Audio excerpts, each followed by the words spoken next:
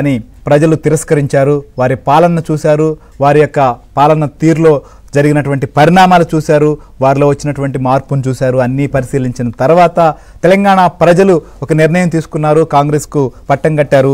గతం కంటే భారతీయ జనతా పార్టీ కూడా ఓట్ బ్యాంక్ ఖచ్చితంగా పెరిగింది.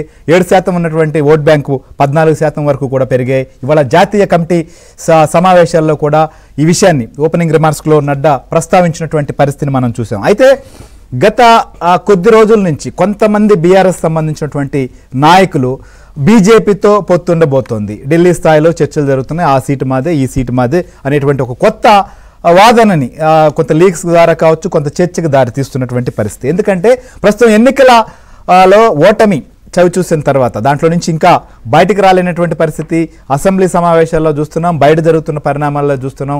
గత ప్రభుత్వంలో జరిగినటువంటి అంశాల పైన జరుగుతున్నటువంటి చర్చ, రాజకీయంగా నెలకొంటున్నటువంటి పరిణామాలు, ఇంకొక వైపు పార్టీలోంచి మార్పులు, కాంగ్రెస్ పార్టీలో చేరుతున్నటువంటి చేరికలు, వీటన్నిటి నేపథ్యంలో ఇక మా పరిస్థితి ఏంటి అనే ఉద్దేశంతో పొత్తు ఉంటుందనేటువంటి లీక్స్ ఇస్తున్నారా, లేకపోతే నిజంగా పొత్తు కావాలని కోరుకుంటున్నారా? అయితే ఒంటరిగా ఎదగాలి, బలం పుంజుకోవాలని చెప్పి చూస్తున్నటువంటి భారతీయ జనతా పార్టీ తెలంగాణ విషయంలో ఏ రకంగా ముందుకు పోబోతుందో కూడా మనం డిస్కస్ చేద్దాం.